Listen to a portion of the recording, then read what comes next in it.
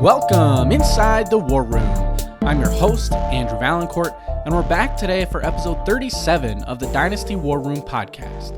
On today's show, we're going to talk rookies. So we're going to do a rookie draft redo where we, with all the information that we have now, go through 2 rounds, Dynasty, Superflex, mock draft, full PPR, tight end premium, and see how things would shake out if we were able to draft our rookies now, given all the information that the first half of the NFL season has brought to us. We're also going to talk about some big Dynasty news that came up this past week. Anthony Richardson getting benched, Stefon Diggs, Diontae Johnson, both in the news as well for different reasons. So we're going to talk about those 3 players and then launch into our rookie draft redo. So before we do that, as always, if you've missed any of our previous shows, go find them in any platform of your choice. We're on everything out there. Make sure that you're following the show wherever you're listening to us right now. Go follow us on Twitter at Dynasty War Room. Subscribe to us on YouTube at the same handle. And let's just jump right into things. I do want to make a note before we start that if my voice sounds a little bit funny, I am getting over a cold, so bear with me on that. And there won't be a show next week. I'll be out of town, so this should be a pretty solid episode here to carry you over till I get back. So we'll launch right into this now with some news from around the league. So Anthony Richardson has got to be the first thing that we talk about because he's a player that I was extremely high on entering the season. I thought that he, was someone that could compete to be a top 5, top 3 fantasy quarterback. And that obviously is not going to be the case. He certainly was not tracking to be very good this year, but outside of week 1 at least. And now he's benched. So Joe Flacco is going to be the new starting quarterback for at least this weekend and potentially for the foreseeable future for the Colts. And I just have to own up to it. This has probably been my worst take of the season. I mean, this is a guy that was going very high in drafts, particularly in Dynasty startup drafts. He was a first-round pick in most leagues, and he was going pretty high in redraft leagues, and I was excited about it. I have him on a team that I was expecting to be a contender. Has not worked out very well for me, obviously, and it's going to be a difficult situation to deal with if you're a Anthony Richardson manager because you can't really trade him right now. His value is so low. I'm not sure what you'd be able to get, and you probably don't want to move on because you've seen the flashes, and he's only had 10 starts, and so you're hoping that he gets another shot. And maybe when that news starts becoming positive again, whether it's later in the season when he gets another start or in the off season, maybe then you can move on and see what you can get if you're tired of the roller coaster. But tough sledding here for Anthony Richardson. So, it's just a rough situation. And I do think it's a strange, decision by the Colts. I don't know that this is really a move to win games. I don't know that Joe Flacco gives you that much better of a chance to win. He's only been okay in his games this year.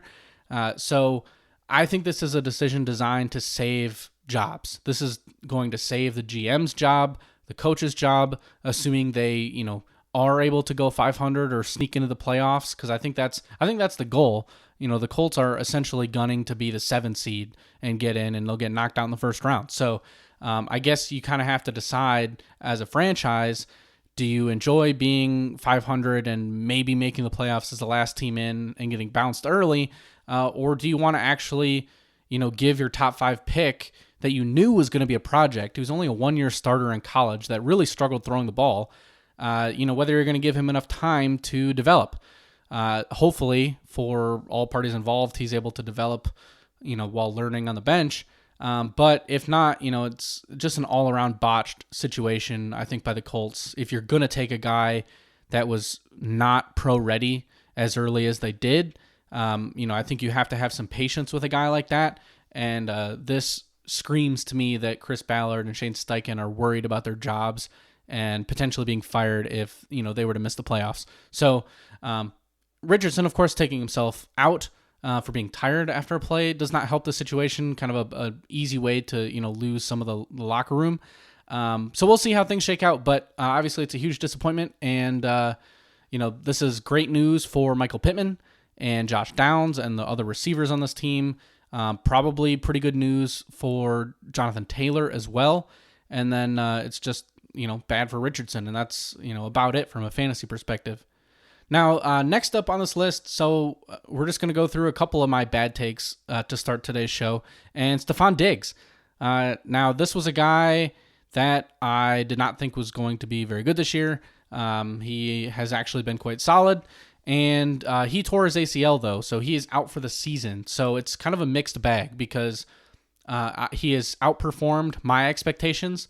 Certainly, he's wide receiver 15 in points per game, second on the Texans behind Nico Collins, who's actually number 1 in the entire NFL in points per game. So kind of a wild stat there. But Diggs has stepped in. He's been the number 1 with Collins injured. He was pacing ahead of Tank Dell while Collins was healthy. So this was a situation where Diggs was a fairly valuable fantasy receiver this year. No buts about it. And so certainly have to give him some credit for that. However, from a fantasy aspect, if you sold Diggs in the offseason or after his first couple weeks, it was the right move for you because sure, you could have gotten a handful of games with some good production, but he's out for the season. He's 30 years old. I think the biggest concern with Stefon Diggs was not necessarily how he would look in the early half of the season. He's been a good, early season player the last few seasons.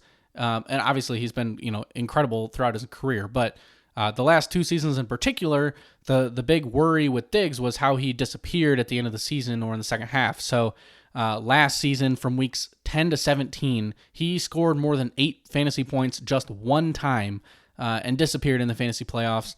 2022, he was better a little bit deeper into the season, but averaged 6 fantasy points per game between weeks 14 through 17. So obviously that is your most critical time of the year in fantasy when you're in the fantasy playoffs.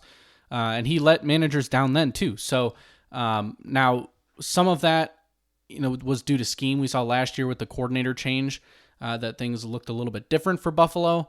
They weren't passing the ball quite as often. But he was having a big role in Houston. So, if you were counting on him, you still had him on your team. Obviously, this is a pretty rough spot for you. I would strongly encourage you to sell him now again. I'm going to, stay on that train because, again, 30-year-old wide receivers that tear their ACLs, do not have a great track record of bouncing back to have significant fantasy value. So, if you can, flip him to a team that thinks that they can get, a good starter out of him next season and see what you can make happen, that certainly is a move that you can try to make, especially if there's like a rebuilding team in your league that is like very close to competing next year, where it's kind of a 1-year rebuild. They're not going to be accumulating points by having Diggs on their bench or what will be their IR spot. And you can get, maybe a different player in return to help your team now. So you can kind of replace some of that production. So that would be my approach to the situation.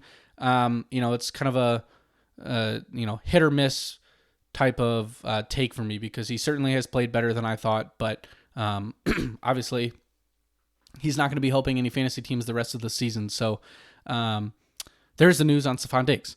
Now, Diontae Johnson, another wide receiver in the news, this time because he was traded again, this time to Baltimore, where this is certainly great news for Lamar Jackson, who gets another wide receiver to add to his group of skill position players.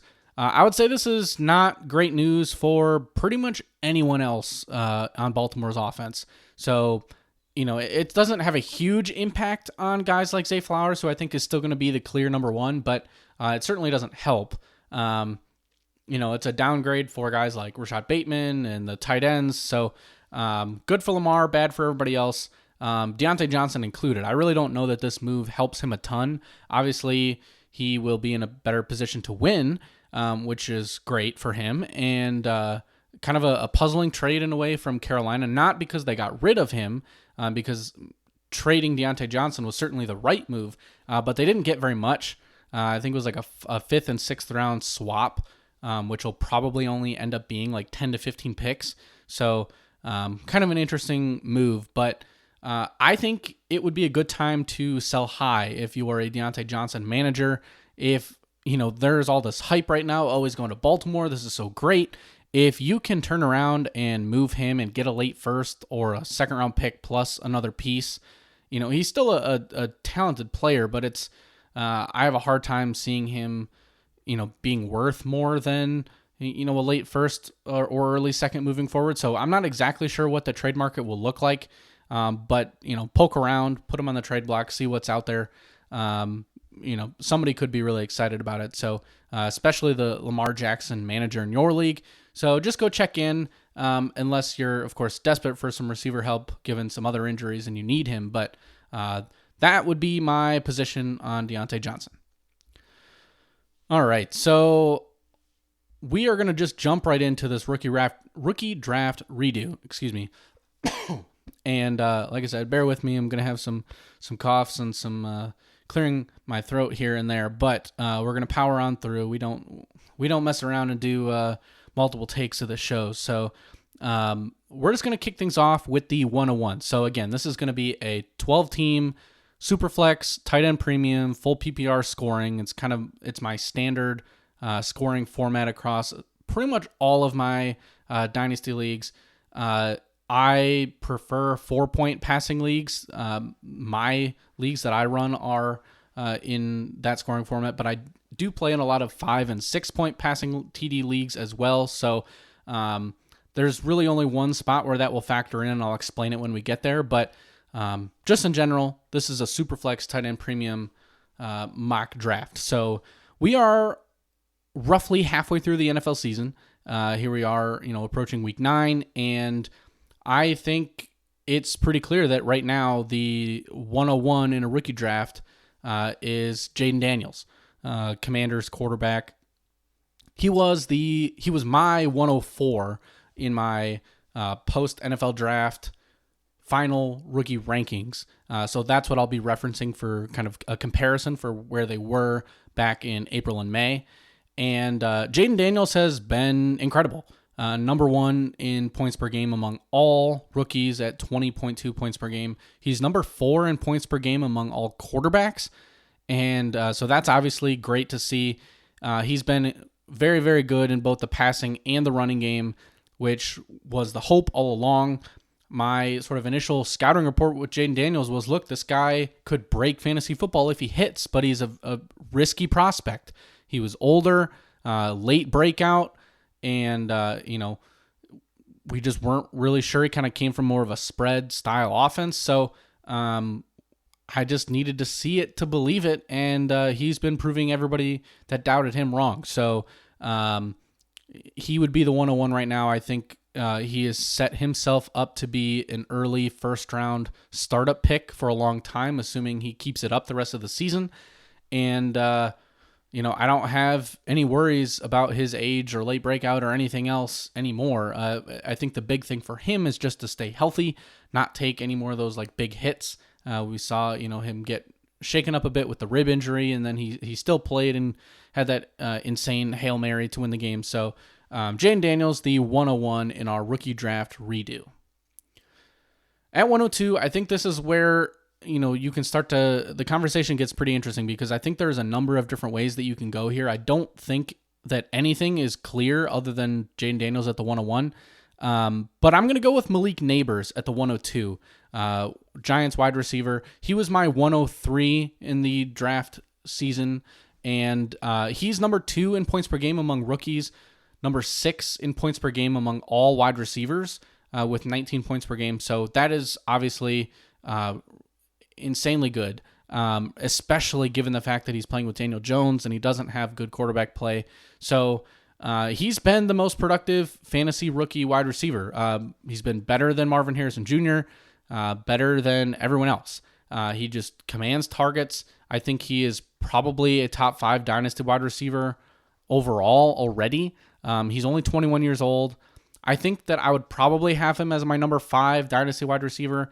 I don't know that I would have him above any of the big 4 with Jefferson, Lamb, Chase, and St. Brown.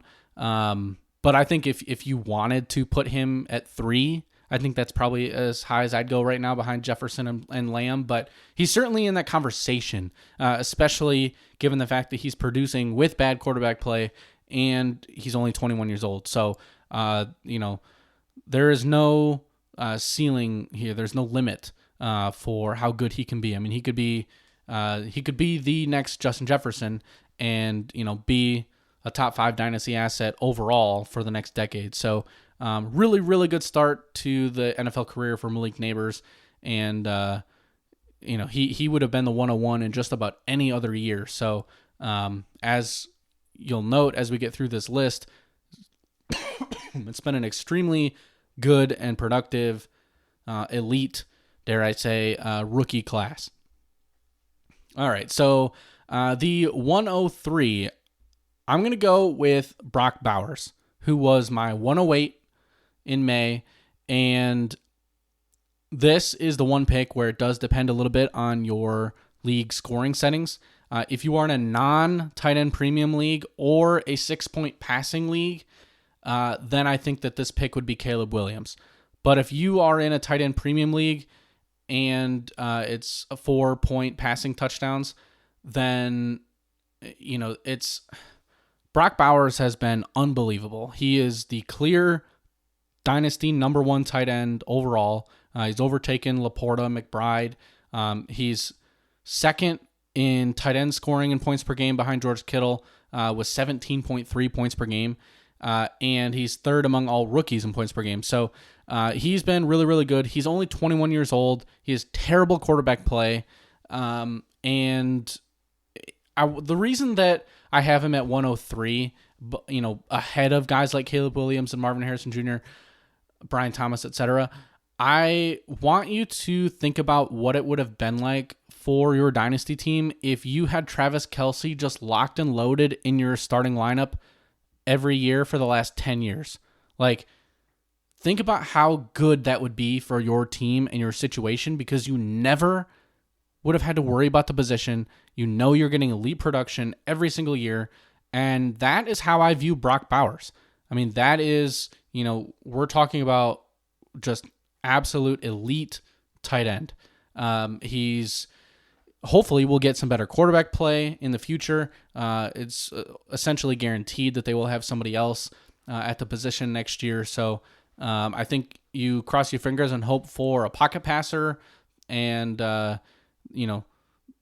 everything is pointing up for Brock Bowers. So moving on now to the 104, I'm going to go with Caleb Williams, who was the 101, pretty much consensus for everybody back in the spring. And he really only falls to this spot because of how good the other 3 players have been. And I think this really demonstrates how strong the top half of this first round has been, and just really the whole first round in general. It's been a pretty good rookie class. One of the better ones we've seen in a while. So Caleb Williams, he's 6th in points per game among rookies, 18th among quarterbacks with 15 points per game. And he had a definite slow start, a lot of turnovers, but we've seen a bit of a breakout coming. He's been improving. He looks more like a true franchise quarterback now at this point, and he just has to, develop a bit more of a connection with Rome Odunze, get a bit more consistent, and of course limit those turnovers. But I think everything is there for Caleb Williams to, be a franchise quarterback and be somebody that is probably locked into, mid to late first round pick in startup drafts as of this moment. Given the fact that he was already going as a late first round startup pick in the offseason, I think he's only solidified that. So, could be a little bit better, but at the same time, he's off to a pretty solid start as a rookie quarterback. So no big time complaints here from Caleb Williams. So moving on to 105, I'm going to go with Marvin Harrison Jr., who was my 102 in the spring. And he is wide receiver 34 in points per game, but he's 9th overall among rookies with 12.1. And that does count the game that he left early due to injury, so it would be a little bit better than that. But he's still on pace for 900 yards and 10 touchdowns, which is a really good rookie season. I think that we expected more, and we probably expected him to be producing a little bit closer to what Malik Neighbors is doing on a game-by-game basis. And that's why he drops here to 5, but he's still been very good. I think he's still a definite top 10 overall dynasty wide receiver. I think he's shown flashes of dominance. He's just, taken some extra time to get on the same page with Kyler Murray. The offensive coordinator and the offensive coaching staff in Arizona has, needed to kind of adjust their game plan with him. I think that they finally started using him a bit more, they've been using him properly, at least in the last game, where he had exploded again, had a big week, and hopefully that continues. So he's got a tough stretch the next few weeks, but he does have a very nice schedule to finish the year and going into the fantasy playoffs. So weeks 12 through 16, he gets Seattle twice, Minnesota, New England, and Carolina. So hopefully we'll see some more big games from Marvin Harrison Jr. I think where he was being drafted in redraft leagues was crazy, and that really set people up to be disappointed with Marvin Harrison Jr.'s rookie output, his rookie output. But overall, I think his value is still very, very strong in dynasty leagues, and essentially has just flipped with Malik Neighbors. All right, 106. Brian Thomas Jr., who was my 110. He's up to the 106. He's been incredible. And 15.5 points per game. He's 5th among all rookies, 14th among all wide receivers. He's been the clear number 1 receiver in Jacksonville. So he now has a big opportunity down the stretch with Christian Kirk out with an injury. And, once he himself gets fully healthy, he got a bit banged up. He can vault himself up the rankings heading into next year. I mean, this is somebody that is going to be, everything is there for him to be a very, very good, top 12, top 15 wide receiver in the league moving forward. So a lot to love there. The touchdowns that he was scoring in college in his final year with Jaden Daniels have carried over to the NFL. So everything is pointing up for Brian Thomas Jr., who jumps up to 106. At 107, it's going to start the quarterback run. So I do think that you can kind of place these next 3 picks in any particular order. But I think that the sort of consensus choice to have first of this trio is going to be Drake May, who I had the 106 after the NFL draft. And he, 13.5 points per game, which is 7th among rookies. He hasn't played the entire season, of course. He sat behind Jacoby Brissett for most of the year. But he's looked good in the limited action that he's had. We've seen the rushing upside. I'm a little bit worried about, the weapons around him and the coaching staff and whatnot. But so far, so good, as long as he can bounce back from, the injury that he sustained. And we get to see him again quickly. But he's been very solid. And again, that key is the rushing. And I think that's really been what's made every quarterback in this rookie class, stand out so far that's been on the field, is that they've all demonstrated that they can move around.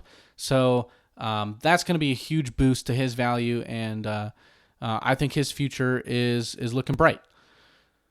At 108, I'm going to go with J.J. McCarthy, who was my 105. So I think you could easily put Bo Nix here, and I think that I don't have an issue with that at all. You could easily flip-flop these guys. I don't really think there's any margin between the two, but it's a projection pick. I was a huge believer in J.J. McCarthy in the draft process. He landed in an incredible situation with Minnesota, and the injury stinks. I mean, there's nothing else to say. It was a bad break. He's going to miss the whole year, but that does mean that he gets to sit and learn in that system with Kevin O'Connell. Sam Darnold is there, a veteran, and given the fact that he's going to have elite weapons and he's been able to learn, and how good Sam Darnold has been, I am more convinced now than ever that he will be a good NFL quarterback. Sam Darnold has been a, below average quarterback everywhere else he's been. He comes to Minnesota, all of a sudden he's great. And he's going to be a free agent, so I don't really think that you have to worry about him returning to Minnesota. I suppose it's possible, if they, do something like crazy and have a big playoff run or something like that, that could definitely change the quarterback situation because it's hard to let somebody like that go. But for now, I think that this will be J.J. McCarthy's job next season, and I'm excited for it. He's going to have Justin Jefferson, Jordan Addison, T.J. Hawkinson. So a lot to like, and we've seen how Michigan's offense in college has really struggled without J.J. McCarthy at quarterback. So I think that just goes to show how important he is to the offense. And so J.J. McCarthy, 108. Now, 109, I hinted at it, Bo Nix. So quarterback for the Denver Broncos. He was my 111. And he's gotten better as the season's gone on. Like he's kind of been a pleasant surprise for me. He started pretty slow. Wasn't that great of a passer, but he's slowly started to come on. So 16.6 points per game is fourth best among all rookies, 14th among quarterbacks in points per game. And the mobility has been a huge boost, to his fantasy value. So 259 yards and 4 touchdowns so far, which has given him a really, really nice fantasy floor. So, the schedule is not all that difficult the next handful of weeks. So he's going to have some opportunities against defenses that he can throw against. So I'm excited to see the progression there and see if he can, develop into somebody that you feel really good about having as one of your starting quarterbacks in a Superflex league. I have him in a league, so fingers crossed there as well. But I don't really have anything bad to say about his fantasy output other than I want to continue to see him develop into a more consistent passer, especially downfield. We know that he can do the short stuff, but I would love to see some more deep balls in the passing game. So Bo Nix checking in at the 109. All right, now 110. I'm going to go with Rome Odunze, who was my 107 pre-draft, and it's been a bit of a struggle for him, right? And we knew that it would be to an extent because of how crowded the wide receiver room was in Chicago, and he's scoring 8 points per game, so it hasn't been all terrible. He's just been sort of your classic third receiver on the team, and that feels a bit worse than expected.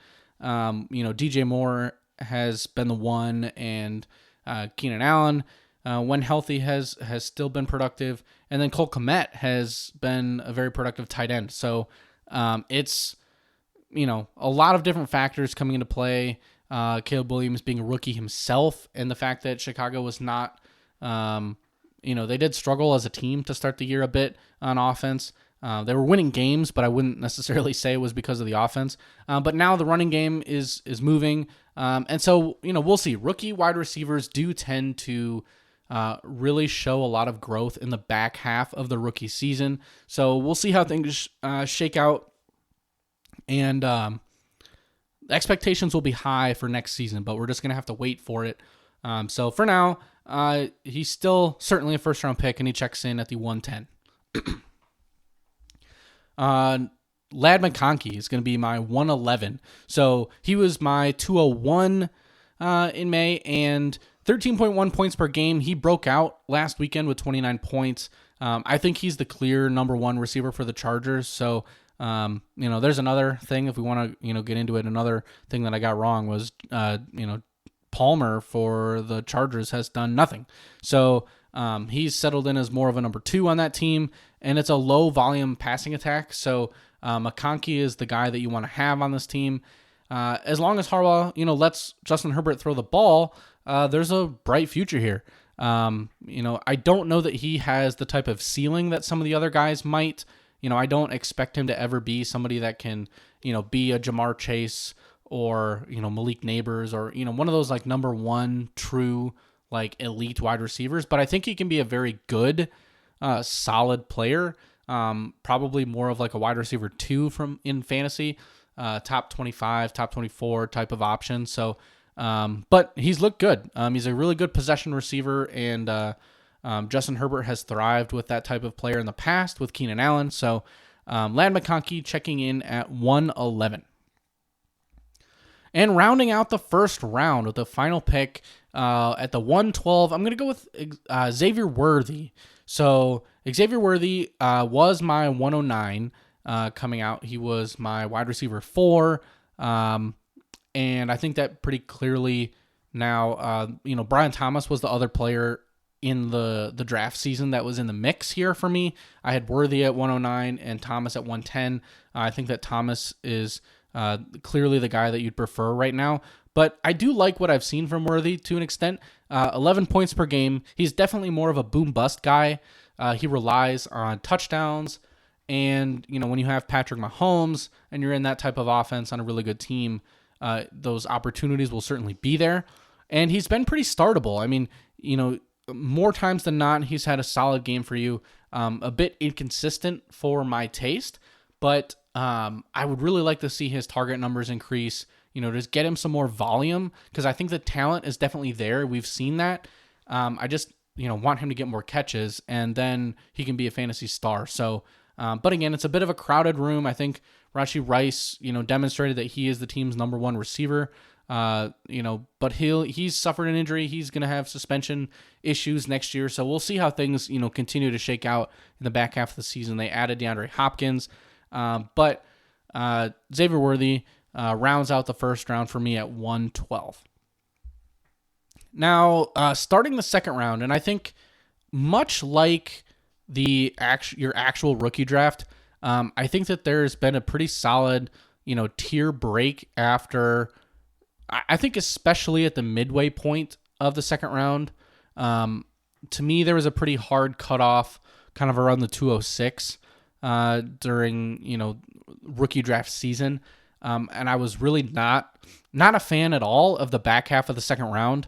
And I still feel that way. I mean, you'll notice when we get to those last, 3-4 picks of the second round that it's just some kind of guys. Like, it's nothing that's that exciting. But I do think that the top of the second round, and even to the extent of the middle of the second round, has been pretty solid. So let's kick things off with the 201. I'm going to go with Keon Coleman, who was my 202 Buffalo Bills wide receiver, 9.8 points per game. He's come on strong in the last couple games. It's really, really nice to see, especially if he can keep things up.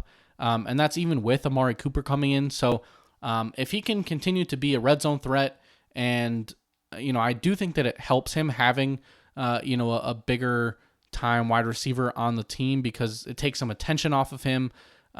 We've seen Khalil Shakir still be very involved, and but signs are pointing up. I mean, this is what you want to see from a guy like Coleman, is that he's going to get those touchdowns. He's going to be, your big play jump ball kind of guy. So we'll keep an eye on him. The ceiling is definitely there.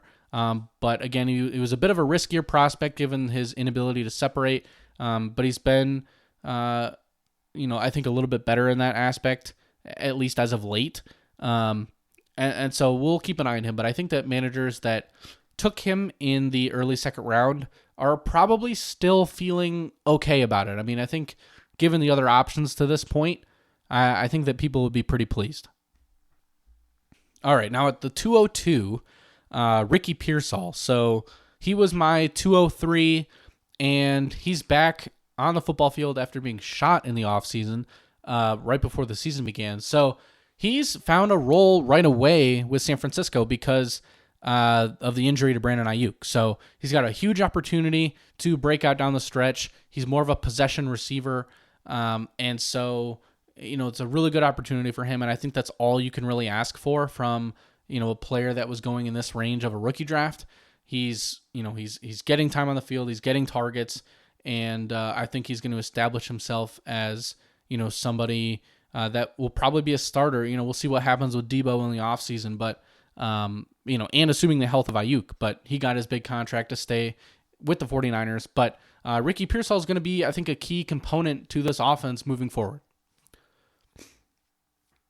At the 203, excuse me, I'm going to go back to quarterback, and I'm going to go with Michael Penix Jr., Atlanta's first round pick, and he was my 204, so it's about the same type of spot for him. And I think you could easily flip him with the player that I'm going to have next. But I think that given what I've seen from Atlanta's offense, they've taken a step forward. The play calling is better. The Drake London has really broken out. Kyle Pitts has had some nice games. Darnell Mooney has been a really solid player. So Kirk Cousins has been largely inconsistent. He's had a couple really huge games, but I think that you can see the rust a bit, and I am excited about Michael Penix Jr.'s future. Because certainly there's a possibility that he takes over next year. I think 2 years from now in 2026 is much more likely, and I feel like he'd be stepping into a very good situation.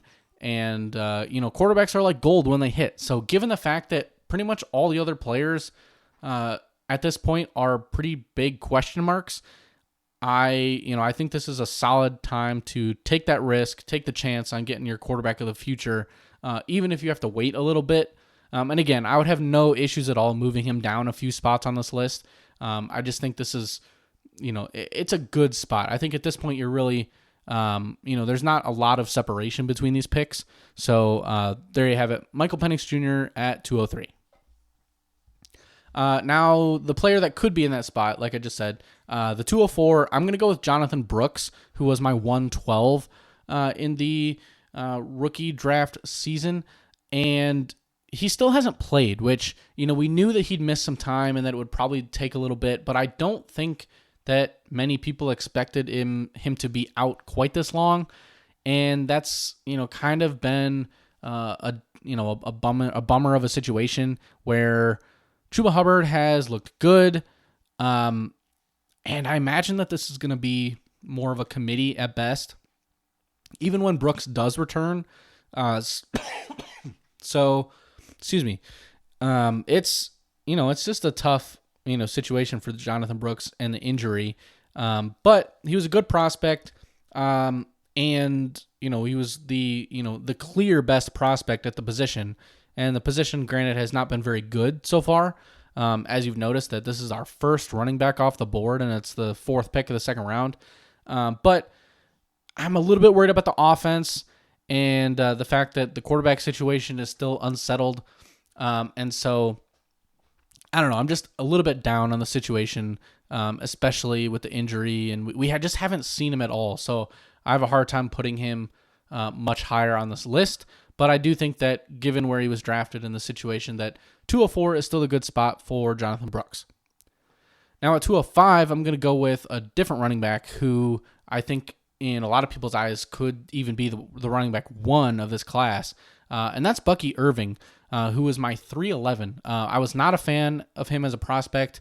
I think this is probably one of my biggest surprises so far out of the rookies because he's been very good. 11.5 points per game, 10th among rookies, and he got a good landing spot. He ended up on a team with an inefficient veteran running back in Rachaad White, who could do a lot of the same things that Bucky Irving can do, but he just was a bit more inefficient. So we've seen now that Irving has been able to capitalize on his playing time. White's been a little bit banged up, and we've even seen Sean Tucker have some nice moments too. So this probably just remains a committee, and probably is going to be a committee moving forward. But he's a good pass catcher. He has an established role, and he's been a very solid player that I think you can start.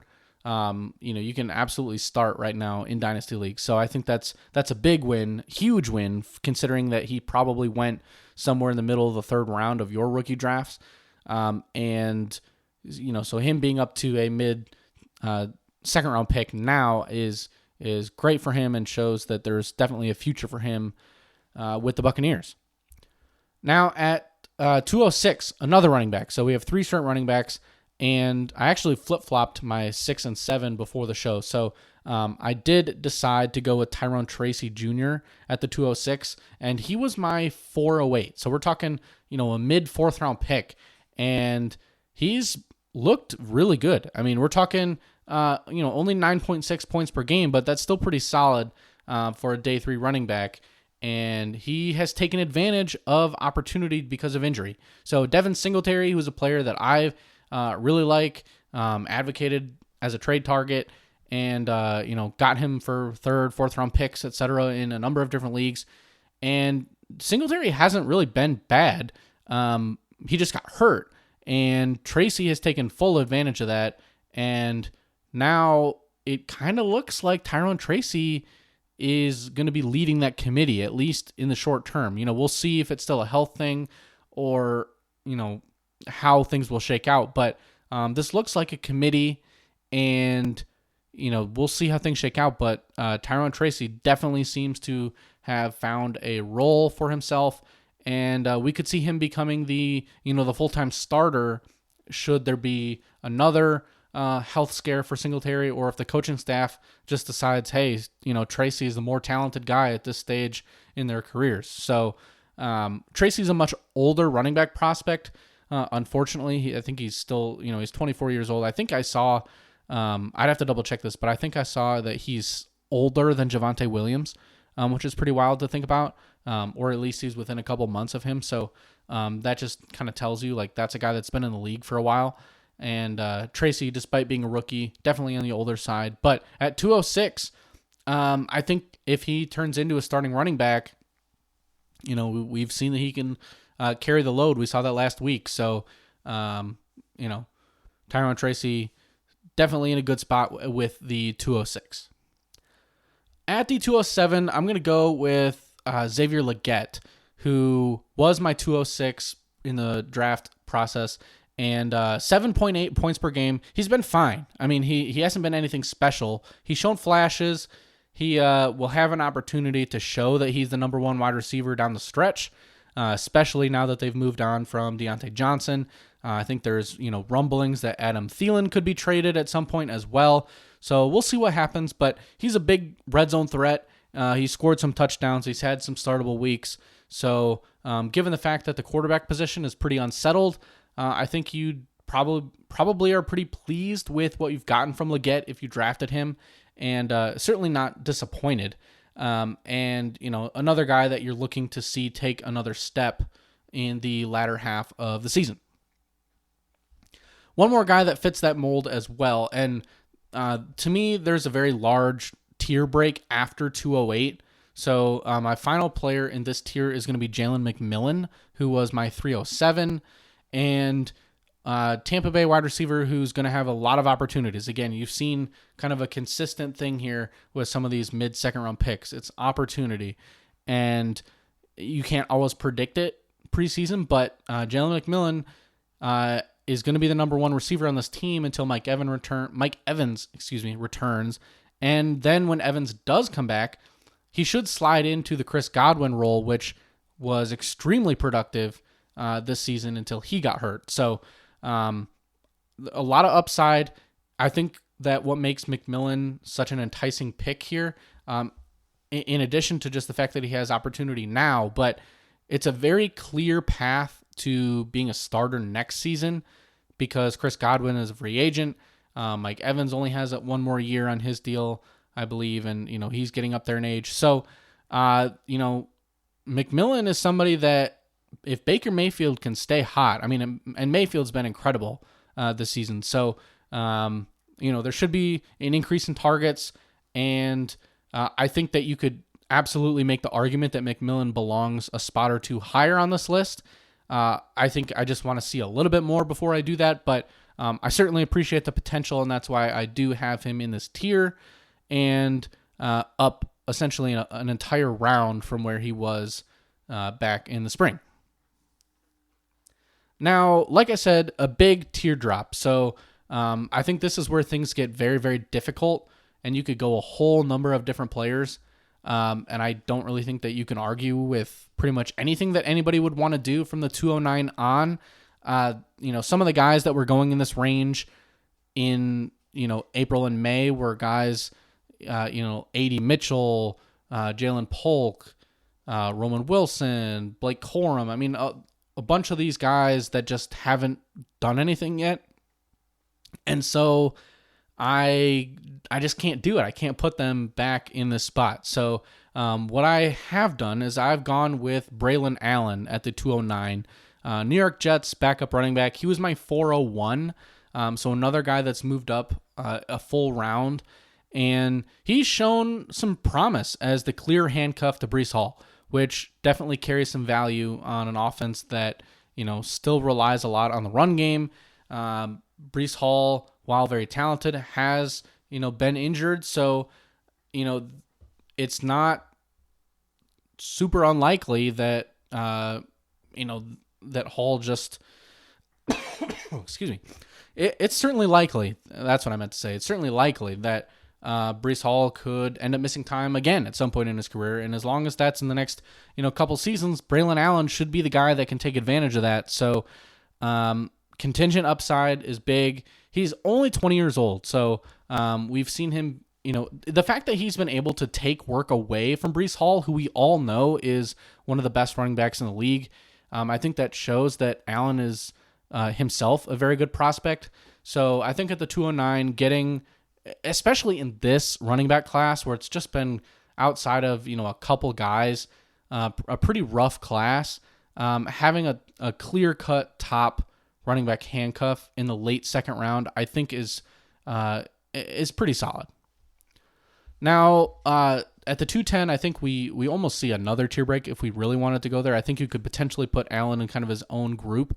But these next three guys are all players that I think are just ceiling potential, hype plays. They're all plays for the future. I don't know that any of these guys are really doing a whole lot to help you this year, but they're players that I think we've seen some flashes of that I like the potential for next year and beyond. So at the 210, I'm going to go with Troy Franklin, wide receiver for the Broncos. He was my 211, and he's had a pretty, tough time getting on the field, at least through the first handful of weeks. But he's had a couple nice games. He definitely still has the chemistry with Bo Nix, his college quarterback. And so if the playing time can just even out a bit more, get more consistent, get a little bit more volume. I mean, he's getting the ball when he's on the field. So it's just a matter of the coaching staff, getting him out there, and he could develop into, a solid number 2 receiver on this team. And, if Bo Nix continues to develop, that could be a pretty nice, player to have on your team. So he's definitely been, he kind of is a boom bust prospect in terms of his outlook. But I would love to see more from him. I'm excited about that potential, and I hope that the Broncos give him that chance. At 211, I'm going to go with Eric All, tight end of the Cincinnati Bengals, who was my 410, so mid to late 4th round pick in the spring. And Eric All looks like he is somebody that has Joe Burrow's trust, and he's getting a lot of playing time as a rookie, despite Mike Gesicki still being there. And, Eric All should be the starting tight end next year for the Cincinnati Bengals. I imagine he's going to see a huge boost in value, assuming it continues to trend that way. So if you're looking for, a rookie that you can kind of buy low, see if you can toss a 3rd round pick for Eric All. I think that there is a chance that gets done, and the future is bright. I like taking shots on tight ends via trade when they're young and they're, second-year players, third-year players, late rookie season, that sort of thing, because tight end is a position that takes some time to really break out. We've been kind of spoiled the last couple of years with Sam Laporta and Brock Bowers. That is highly unusual. Most players take, some extra time before they really turn into, a good starting tight end. So Eric Hall, definitely somebody that I could see turning into that, and I think that makes him worth a shot at 211. And at 212, we're going to go back to the tight end position for Ben Sinnott, who he was my 212, so same spot, but it feels much more disappointing because he just hasn't done a lot. He's been in the field a little bit, but it's been in a backup role. Zach Ertz has been the clear starter. And so we really need to see him get more playing time for this pick to pan out. But I liked him as a prospect. I do think this is a good offense and a good place to be. He's paired up with Jaden Daniels. So if he can get on the field more to finish the year and, turn into a second or, third year starter, I think this could pan out. I really get Trey McBride light vibes from Sinnott. So that's why I still think because of that potential and that ceiling, he's worth the final pick in the second round. And at the same time, while I do think the potential is there, I think it also kind of goes to show how disappointing a lot of the other players in this draft class have been that were taken in the late second and early third. There haven't really been a lot of players that have done enough to bump themselves up the draft board. So while that does round us out at the 212, I just want to highlight a few other players that I think would be probably the next few taken at the top of the third round. And I think you could go pretty much any order, but this would be the time with 301 through 305. I would take probably 5 running backs in a row. So between Blake Corum, Trey Benson, Jalen Wright, Ray Davis, and Marshawn Lloyd, those are probably the 5 guys that I would fit into this tier. I think Trey Benson has been extremely disappointing. He was a mid, even early second round pick in a lot of leagues, and he's barely seen the field. He's been bad when he has gotten on the field, and I am a little bit skeptical of him just suddenly becoming this bell cow starting running back next year. Who knows whether they'll bring James Conner back. That'll be something we discuss in the offseason, but whether it's Conner or somebody else, I could certainly see Arizona draft another running back in the middle rounds and then it just turning into a committee next year if it's not Conner. But I do not get the vibe that Benson is that guy to become the starter. So now obviously that could change. We'll see. If Conner gets hurt, I would be surprised if they don't, give Benson the majority of the work in those games. But I don't know. I haven't seen much to be excited about. I think that Blake Corum would probably be at the top of my list here and be the 301. He's been a bit of a disappointment as well, but in a bit of a different way. I don't think he's been bad necessarily when he's gotten on the field. He just hasn't gotten on the field that much because the Rams are absolutely riding Kyren Williams into the ground. And I think it's been a good move for them because he's been very good. But I think that the contingent upside for Blake Corum is significantly higher than it would be for Trey Benson right now, rest of season. Because if Kyren Williams were to get hurt, I do think that pretty much all of that work is going to go to Corum, whereas Benson, it might be a bit more of a committee. But so those 2 guys were second round picks who I have here at the top of the third. Jalen Wright, pretty similar situation in the early third. We've seen some flashes, but it's a crowded backfield in Miami. Ray Davis moves us up a few spots here. He had a nice game with Buffalo when James Cook was hurt, but again, I just don't know that he's ever going to be more than a handcuff. And then Marshawn Lloyd is a big question mark because he hasn't played, but he should be returning at some point soon. And Green Bay always likes to get their backup running backs involved, so he'll have some sort of value when he does return to the field. But again, hard to put him much higher than this, especially when I had him early third anyways. So not all that different. And just a couple, quick shout outs to some guys that were undrafted, but I had as like priority free agents. And Jalen Coker and Jordan Whittington, 2 players that I think would be third round picks if rookie drafts were held now. And they've, definitely flashed some potential. And so keep an eye on those 2 guys. Devon Vele as well for the Broncos, undrafted. He's had a couple. He's been getting some targets, but I would prefer those to go to Troy Franklin. So we'll see how things shake out. But as you can tell, my voice is almost gone. I'm out here sniffling and just trying to get through this. But I wanted to hammer out this episode. I think it's really, really interesting and a good practice to kind of just go through the rookies again. And we'll probably do this again in the off season at the end of the year, just to see, okay, now that we have 1 full season in the books, what have we learned? What can we kind of take away from, last season to now, like just to get a feel. I think it helps you in your process of figuring out what you like in a prospect and what to look for during the season. So we'll keep an eye on some guys. And again, the Jalen Polk, Roman Wilson, who just, on IR, Jatavian Sanders, Theo Johnson, some other guys that, could be in the conversation here, and we'll just have to see how things shake out. But again, I think I'm starting to ramble, so I'm just going to sign off. Again, no show next week.